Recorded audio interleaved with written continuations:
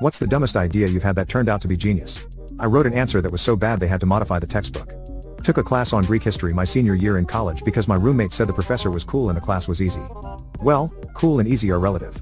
My roommate was a classics major and knew Greek history inside and out. He was also a genius, so everything was easy. We had our first test that covered everything we learned so far. Like, chapters 1 through 8 in the textbook. Or so I thought. It was also on the intro to the textbook even though we never reviewed or discussed it in class. Apparently, the professor emphasized this in the class before the test, but I wasn't there. I stay up all night cramming for the test and feel great as I'm taking it the next day until I get to the last essay question, which was worth 25% of the grade, and said something like, according to the textbook intro, there were 5 reasons why scholars debate whether Crete was one of the locations in the Odyssey.